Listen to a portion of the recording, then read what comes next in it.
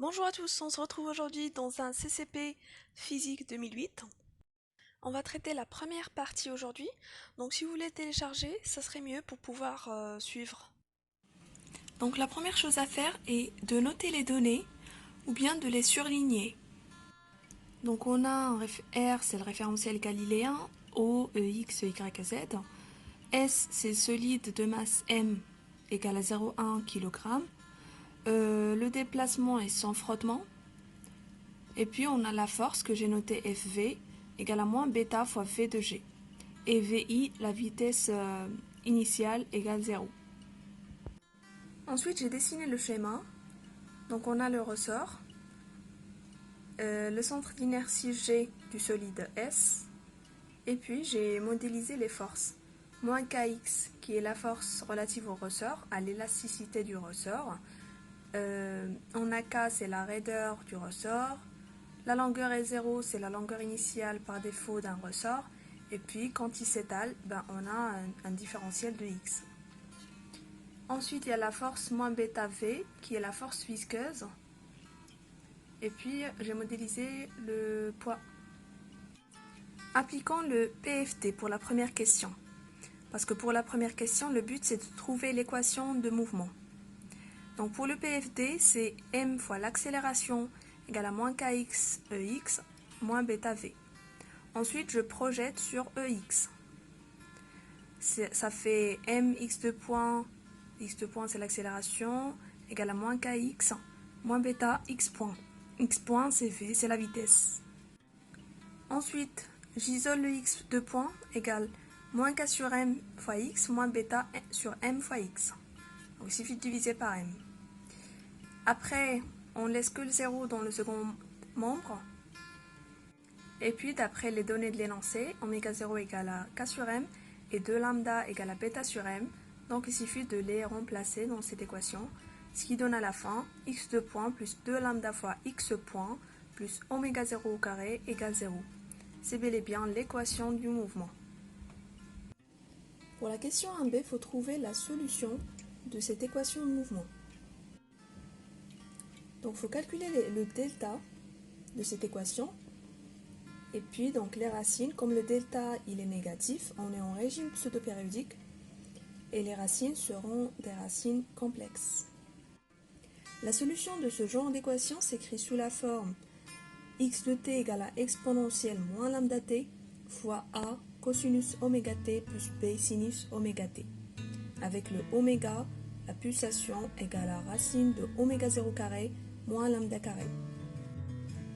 Donc il suffit d'utiliser les conditions initiales, x à l'instant t égale 0 qui est le x0, et on remplace dans l'équation, dans la solution, avec t égale 0, ce qui donne a.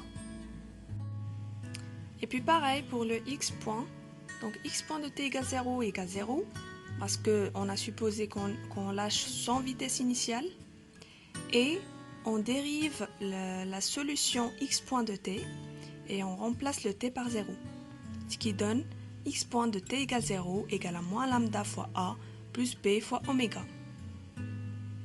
Et donc, a égale à x0 moins lambda a plus b oméga égale à 0, ce qui fait qu'on sort les valeurs de a et b, les expressions plutôt. Donc a égale à x0 et b égale à lambda fois x0 sur oméga. D'où le x de t égale à exponentielle moins lambda t fois x0 cos oméga t plus lambda sur oméga x0 sinus oméga t. Donc là, on a juste remplacé les expressions de a et de b dans la relation de x de t. Et puis, on factorise par le x0, exponentielle moins lambda t. Et voilà la relation finale. Pour la question 1c, delta t correspond à 9 oscillations complètes. Et donc t, on connaît qu'il s'exprime sous la forme 2pi sur oméga et aussi sous la forme delta t sur n, n le nombre d'oscillations. On remplace t égale à delta t sur n, delta t égale à 12 secondes et 9 oscillations, donc égale à 1,33 secondes. On utilise maintenant l'autre bout de la relation, t égale à 2pi sur oméga Donc oméga égale à 2 pi sur t égale à 4,72 radians par seconde. Maintenant, on passe à l'expression de l'amplitude. A de t égale à A de 0 fois exponentielle moins lambda de t. L'amplitude, elle est exponentielle. Donc, on isole l'exponentielle tout seul, qui est égal à A de t sur A0. Ensuite, on fait entrer le ln. Et tout ça pour avoir au final le lambda. Donc AT égale à 9T, on remplace le T par 9T et on sort le lambda. Jusqu'à ce qu'on fait l'application numérique tout en bas, lambda égale à 2,4 fois 10 à la puissance moins 2 secondes moins 1. Et ensuite, 2 lambda égale à bêta sur m. Là, ce sont les données de l'exercice qu'on a fait pour 1A.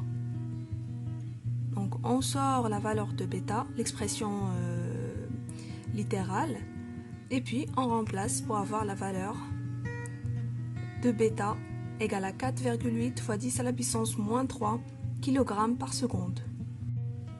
Et enfin, on a oméga au carré, oméga 0 au carré égale à k sur m, et oméga égale à la racine de oméga 0 au carré moins lambda carré. C'est le oméga qu'on a utilisé dans la question 1b. Et donc, on relève à la puissance au carré, et puis on sort le oméga 0 au carré. Et donc on a deux termes pour le oméga 0 au carré, qui est oméga carré plus lambda carré, et le premier terme qui est oméga 0 carré égale à k sur m. On fait l'égalité des termes pour sortir l'expression de k qui est m fois oméga 0 fois oméga au carré plus lambda carré. Et donc, quitte à faire l'application numérique, c'est 2,2 newtons par mètre.